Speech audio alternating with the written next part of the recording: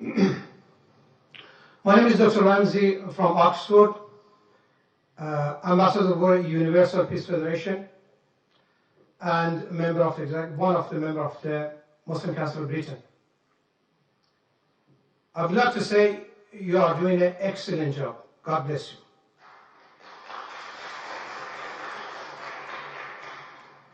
Now my question, Dr. Zakir Naik, in your opinion, is Islamophobia a real phenomenon? And if so, how do you suggest it can be tackled?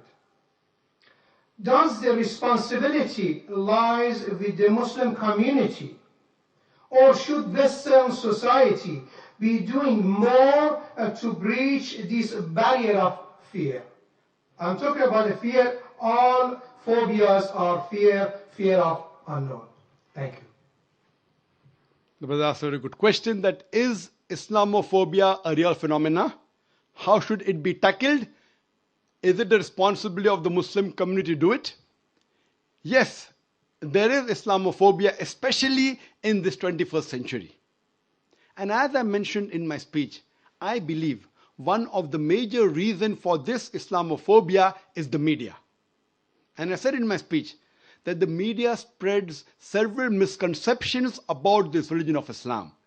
I do agree it is the duty of us Muslims that we should spread the true teachings of Islam. I am aware that there are black sheep in the Muslim community. I am not saying all Muslims are 100% pious, all are good. There are black sheep in every community, including Islam. What does the media do? They pick up the black sheep of the Muslim community and they portray on the media as though they're exemplary Muslims. What we have to do is we have to portray the right teachings of Quran and the sayings of the Prophet Muhammad, peace be upon him.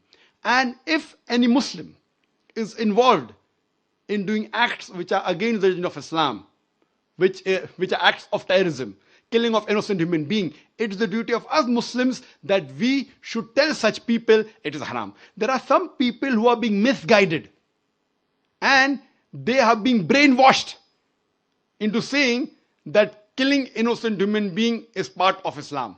You will get reward. It's our duty as the mainstream Muslims to try and convey the right message of Islam and prevent such Muslims from being misguided. That's point number one. Point number two, it's our duty to tell the government of the country where you're living that Islam is a peaceful religion. And what I believe that Muslims should be part of the solution, they should not be part of the problem. The government should not think that Muslims are part of the problem, they should think Muslims are part of the solution. And that's the advice I even give to the police of India and the police of Bombay, and I interact with the police force very often. And I tell them that just for a few should take the Muslims in confidence. And the best is to have an interaction. I have addressed many police officers from very different countries, and we should try and have a question and answer session and remove the misconception in their mind and prove to them that Islam is one of the most tolerant religion, it's a peaceful religion, and if you know the teaching of Islam, surely the least person that you'll have to fear is fear a true Muslim.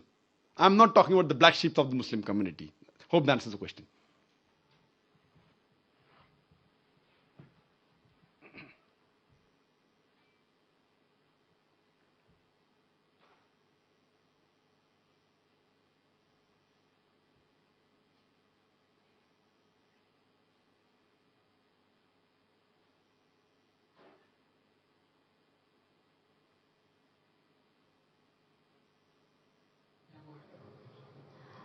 Dr. Naik, I'm Yasmin, I'm a student at the university, and my question is sort of related to the last question.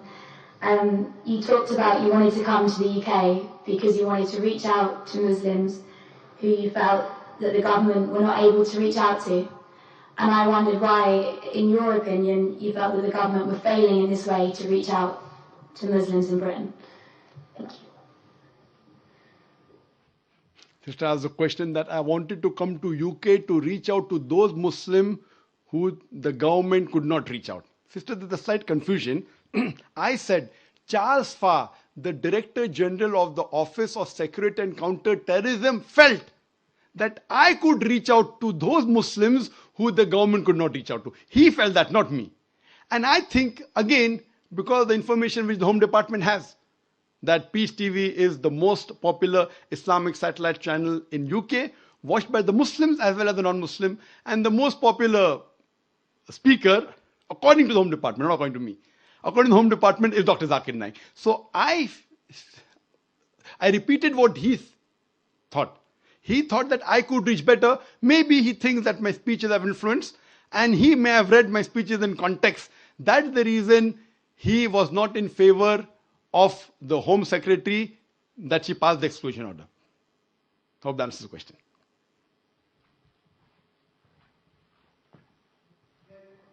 Do you think that he has a point? Do you think that, in some sense, the government are failing to reach out to Muslims? Yes. Yes or no? If you ask my opinion, that do I agree with the thoughts of Charles Farr that the government is failing out? Yes, I do agree with him. I do agree because, as I said in my earlier answer, that the government should not think that Muslims are part of the problem. The government should think that Muslims are part of the solution. Because a Muslim, there are many Muslims who are British citizens, and it's the duty of every Muslim to follow all the laws of the country staying in, as long as the law does not force him to do something which is prohibited in the religion or prevents him from doing something which is compulsory in religion. As far as India is concerned, I do not know of any rule or any law in the constitution which forces a Muslim in India to do something which is prohibited.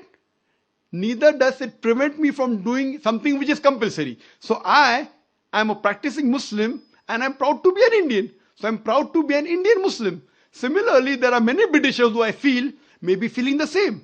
They may be Muslims and they may be following the laws of the country, so they're British Muslims.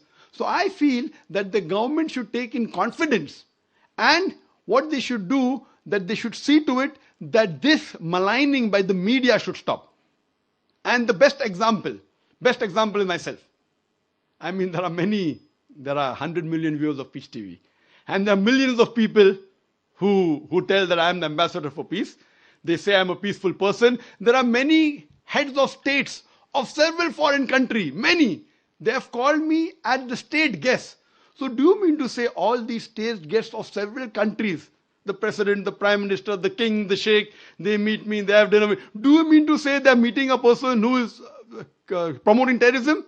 A person who spreads hate? So what I'm saying, that this is all again manipulated by the media. So the government should not fall prey to the media and take any decision hastily. What they should do, they should give a chance for the person to clarify. And then I'm sure that most of the misconception will be removed, and I'm sure that UK would be a more peaceful country to live in. Hope that answers the question.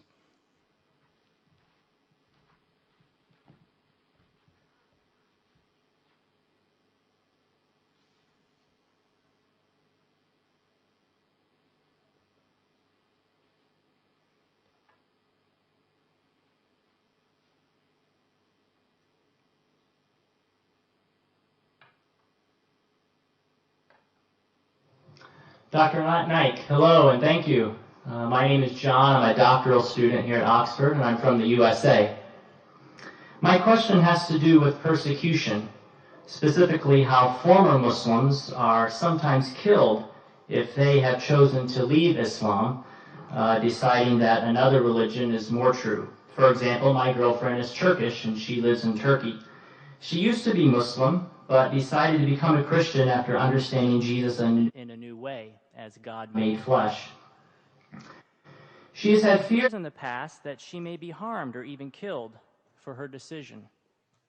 In light of the recent attention to this matter in Pakistan with Miss Bibi and the blasphemy laws, my question is this: what are you doing, or what do you plan to do, to educate Muslims that if someone chooses to leave Islam, that person should not be killed?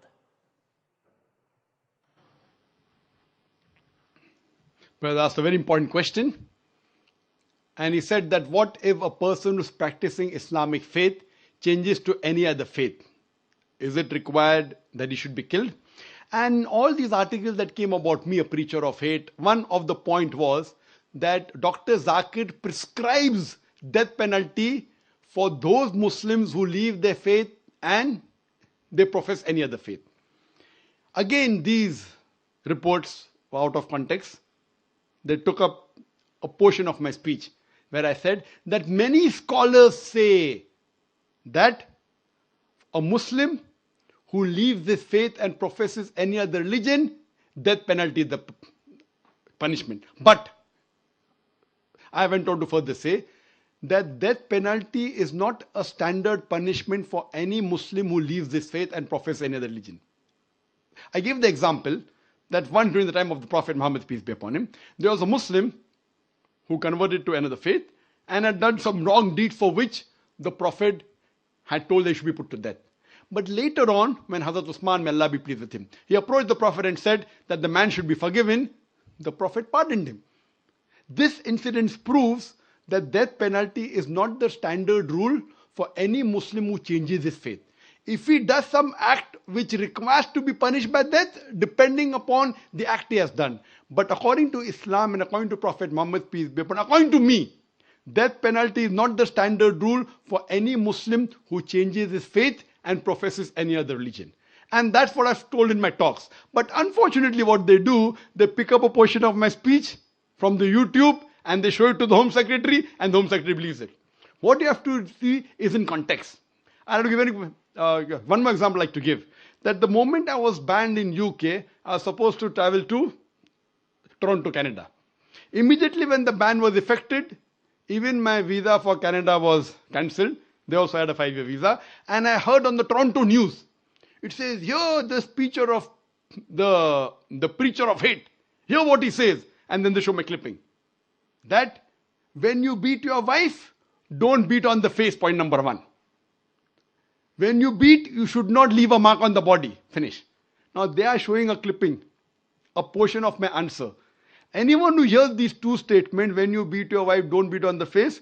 When you beat, you do not leave a mark on the body. A person would think that Zakir is showing how to beat your wife without leaving a mark. It was a portion of my answer when a non-Muslim asked the question that doesn't the Quran say that you should beat your wife? And I said the Quran says in Surah Nisa, chapter number 4, verse number 34.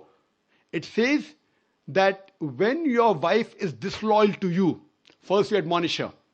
Point number 1. Admonish her first. Then you stop talking to her. Then stop sharing her bed. Then you can beat her lightly. The Arabic word is daraba.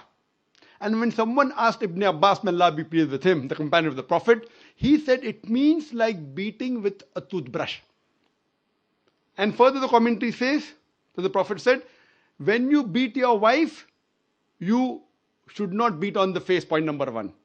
Beat her in such a way that there's no mark left on the body. So this part was shown, and I continued. Islam and Quran never suggest wife bashing. It means you should beat with the toothbrush lightly. In modern terminology, I said beating with a handkerchief. Just a symbolic beating, such that you don't beat on the face, even the symbolic beating, and don't beat in a way in which there's no mark left on the body. That means it's an admonition. It's just a symbolic beating. So they cut off all the portion and show only 2 sentences of mine, and they promote that Zakir is a person who's against women. So these things were also done regarding the death penalty for a person who changes the faith from Islam. But as I told you, in Islam, the standard rule is not death penalty for a Muslim who changes his faith to any other religion. Hope that answers the question.